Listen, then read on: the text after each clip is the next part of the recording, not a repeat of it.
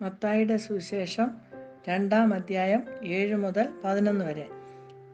എന്നാറെ ഹെരോദാവ് വിദ്വാൻമാരെ രഹസ്യമായി വിളിച്ച് നക്ഷത്രം വെളിവായ സമയം അവരോട് സൂക്ഷ്മമായി ചോദിച്ചറിഞ്ഞു. അവരെ ബേത്ലഹേമിലേക്ക് അയച്ചു. നിങ്ങൾ ചെന്ന് ശിശുവിനെക്കുറിച്ച് സൂക്ഷ്മമായി അന്വേഷിപ്പീൻ. കണ്ടെത്തിയാൽ ഞാനും ചെന്ന് അവനെ നമസ്കരിക്കേണ്ടതിന് വന്ന് എന്നെ അറിയിപ്പീൻ എന്ന് പറഞ്ഞു. രാജാവ് പറഞ്ഞത് കേട്ട് അവർ പുറപ്പെട്ടു. അവർ കിഴക്ക് കണ്ട നക്ഷത്രം ശിശു ഇരിക്കുന്ന സ്ഥലത്തിനു മീതെ വന്ന് നിൽക്കുവോളോ അവർക്ക് മുൻപായി പോയിക്കൊണ്ടിരുന്നു. നക്ഷത്രം കണ്ടതുകൊണ്ട് അവർ അത്യന്തം സന്തോഷിച്ചു. ആ വീട്ടിൽ ചെന്ന് ശിശുവിനെ അമ്മയായ മറിയോടുകൂടെ കണ്ട് വീണ് അവനെ നമസ്കരിച്ചു. നിക്ഷേപപാത്രങ്ങളെ തുറന്ന് അവന് പൊന്നും കുന്തിരിക്കവും മൂരും കാഴ്ചവെച്ചു. ഹെരോദാവിൻ്റെ അടുക്കൽ മടങ്ങിപ്പോകരുത് എന്ന് സ്വപ്നത്തിൽ അരുളപ്പാടുണ്ടായിട്ട് അവർ വേറെ വഴിയായി സ്വദേശത്തേക്ക് മടങ്ങിപ്പോയി. ത്രിയേക ദൈവത്തിൻ്റെ ധന്യതിരുനാമത്തിന് മഹത്വമുണ്ടായിരിക്കട്ടെ.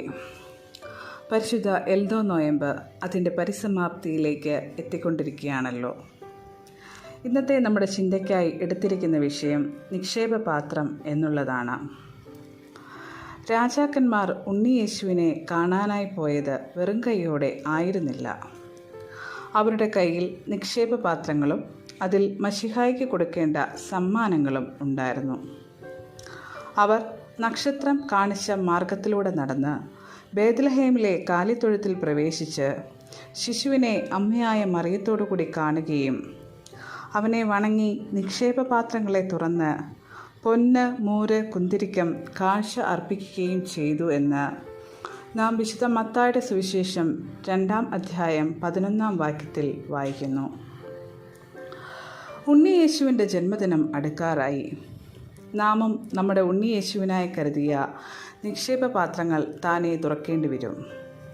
അതിനുള്ളിൽ നമ്മൾ ചെയ്ത കുഞ്ഞു കുഞ്ഞു നന്മ പ്രവൃത്തികളും വായിച്ച തിരുവചനങ്ങളുടെയും പ്രാർത്ഥനകളുടെയും സുഹൃതങ്ങളാകുന്ന പൊന്ന്, മൂര്, കുന്തിരിക്കം ഉണ്ടാകുമോ?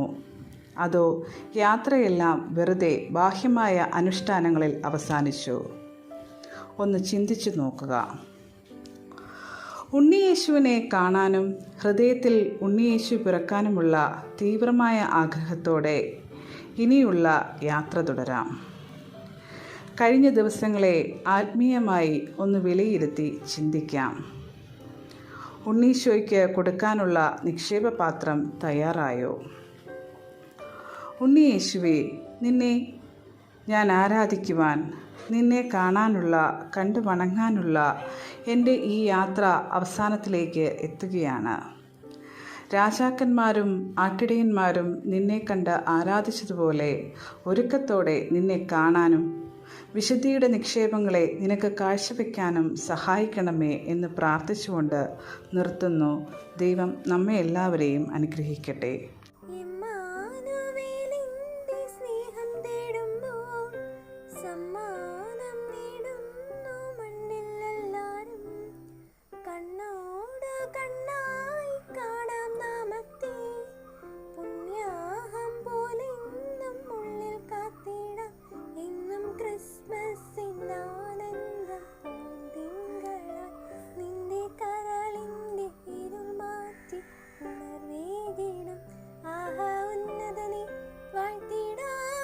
സ്വരത്തോടെ ഓഹോ ഭിന്നതയാം ചങ്ങലകൾ പൊട്ടിനുറങ്ങട്ടെ.